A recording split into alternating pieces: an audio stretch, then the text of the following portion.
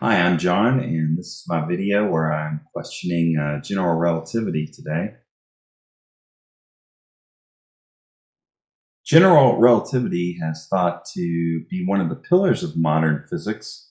This is not a dig on Albert Einstein, but instead, I indict the generations of physicists who have upheld this theory, which has certain problems. These issues are rarely addressed, but that is what this video is about. I'm certain that many will react at what I will prove, but I would at least ask that before reacting, please watch the whole video so that you can see my point of view. One component of relativity is time dilation. The concept of time dilation states that as a person approaches the speed of light, which is 186,000 miles per second, time slows down relative to a person who is stationary. This traveler does not perceive that the time has slowed in their environment. In other words, if one person travels at or near the speed of light in space, they would advance much slower through time than someone who was on Earth. This is why it is thought that time travel into the future could become possible. And time travel in reverse is also thought to be impossible. Now I'm going to explain why time dilation does not happen. We have two people, Earthbound Ernie and traveling Travis. Ernie stays on Earth while Travis travels at 90% of the speed of light. There are a vast number of factors that would come into play in real life, such as Travis needing to have enough fuel to reach escape velocity, orbiting on re-entry, and many others. Today, we will imagine that Travis has a magical jetpack, which immediately takes him into outer space. Here are the timelines of Earthbound Ernie and traveling Travis. Travis puts on his jetpack and immediately travels into space. He travels for 1 hour at 90% of the speed of light.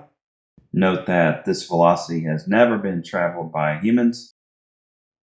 Travis' speed of about 186,000 miles per second corresponds to 186,000 times 60 seconds times 60 minutes, which is 669,600,000 miles per hour. So we have never traveled fast enough, even in space, to confirm time dilation. But in our example, Travis has a magical jetpack. So he will travel at 90% of the speed of light in space for 1 hour. Meanwhile, Ernie is stationary on Earth. All right, let's take a look at these time dilation numbers according to relativity theory. And this is the equation that we use for time dilation. Delta T is in the numerator. It is the number of hours that Travis will travel in space, which is equal to 1 for 1 hour. And the denominator is the square root of 1 minus v squared divided by c squared. V is Travis' speed in outer space, and that number is squared. And c is the speed of light, and we square that number too. And fortunately for us, though, we don't have to do all that squaring and dividing, since all that part of the equation is the ratio of traveling Travis' speed compared to the speed of light, which was already given at 90%. At this point, the math is simple. In the radical, 1 minus 0.9 equals 0.1. The square root is 0.316, and 1 divided by 0.316 equals 3.16. And the equation tells us that for every hour that Travis travels at 90% of the speed of light, 3.16 hours pass by in the reality of Ernie, the stationary observer. And here's the timeline. Both Ernie and Travis wake up at the same time at 8 a.m. They stay at home until noon. And at 1 p.m., Travis launches via his magical jetpack into space. And because Travis traveled for 1 hour at 90% of the speed of light, Travis experiences only an hour passing, but Ernie advances further into the future. This means that Ernie's watch reads 3 hours and 16% of another hour. 16% is about 10 minutes of an hour. Travis' watch, if he left at 1 p.m., reads 2 p.m. after 1 hour at that speed. On Earth, Ernie's watch reads 4:10 p.m., and this is the actual Earth time. Travis' time when he lands back on Earth 1 hour later is 2 p.m.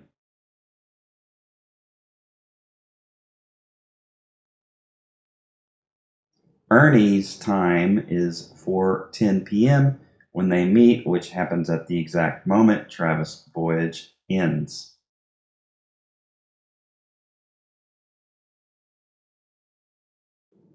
And we're going to talk about why this is a paradox now. This is a paradox because, other than the fact that it's never been proven in a robust way by scientists to this day, the paradox occurs because two things are existing at the same time but shouldn't. If the red arrow represents 1 hour for Travis, how could he meet up with the Ernie that exists at 4:10 p.m.? It's simple. They can't. Travis has only existed up to the 2 o'clock hour when he lands on Earth. How can one person exist in the same minute as someone in the future? The only time that one thing can exist is in the current moment. No one can exist in the present and also be in the future or past. The current instant of time, no matter what speed we may travel, is the only place we can exist. Otherwise, there are a million paradoxes that cannot be explained. If Travis is existing at 2 p.m., but Ernie is existing at 4:10 p.m., is Travis in Ernie's past?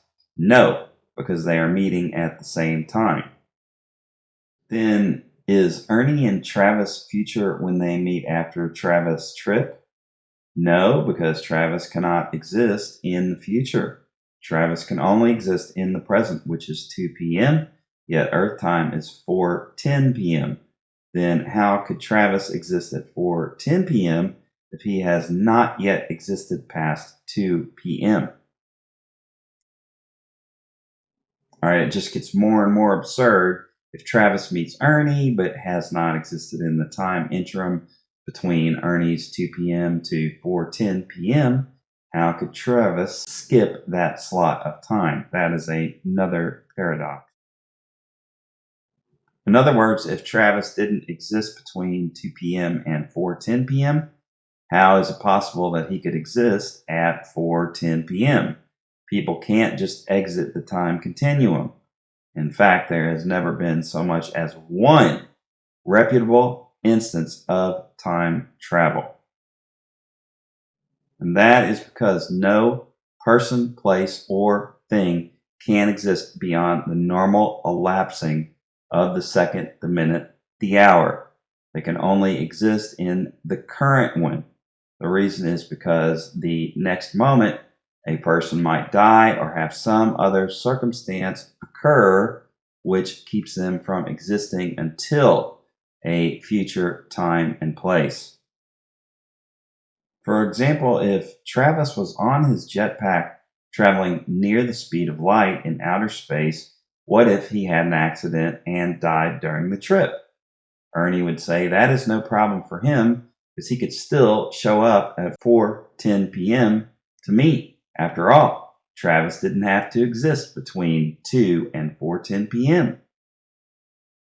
But if Travis had died in outer space, there is yet another paradox, because if he had died, he couldn't have met Ernie at 4:10 p.m. If Travis didn't exist during 2 p.m. to 4:10 p.m., how could he have died? He didn't exist in the first place. He skipped that block of time, and it would be easy to come up with more paradox contradictions. Suffice it to say, a person only exists in the present. They cannot travel into the future. A physicist would say, no, you're wrong. The reason is because time dilation happens every time you travel at any speed. My response is the exact same as the previous scenario with Travis and Ernie. Looking back at the equation, imagine that Travis only travels at 50 miles per hour for 1 hour. His path is circular and without stops. After 1 hour, he returns and meets Ernie. The question is, how much time has elapsed for Ernie? All right, this time we have to crunch all the numbers. Delta T is the same. We use 1 for the traveling time. The number 0.0138 is Travis rate, which is 50 miles per hour divided by 60 minutes equals 0.83 miles per minute. But we need miles per second,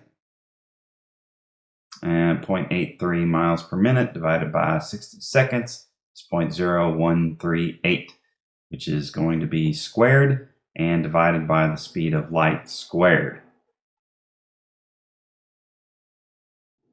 As you can see, we end up with a microscopic number, which is the number of miles traveled in a second at 50 miles per hour squared.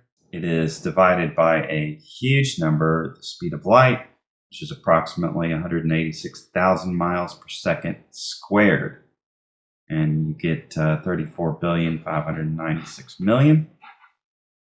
And whenever you take a decimal up exponentially, the number just gets smaller and smaller. And here's the end result. It's the amount of time dilation that Travis experiences compared to Ernie.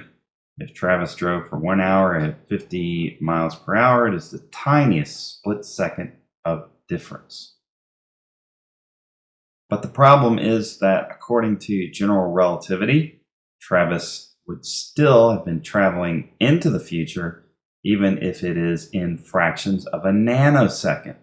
Then I ask, what is the difference? What is the difference how much time someone travels into the future?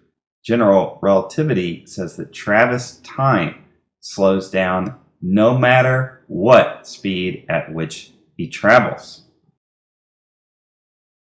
All right, so we go back to the timeline, and the only thing that changes is the labeling. And Travis leaves at 1 o'clock and still returns at 2 p.m. on his watch.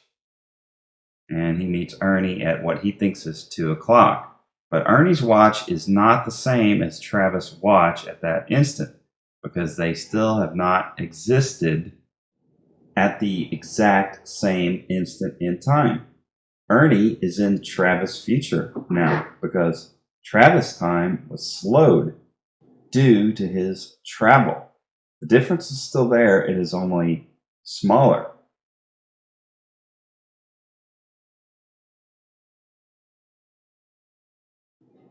Therefore, all the paradoxes mentioned before still apply. How can they meet and coexist in the same instant if Travis has not existed in the gap that has been formed by velocity? So I ask you to decide for yourself if it's logical to exist in the future and present. Is it possible to exist in someone else's past while living in your own present moment?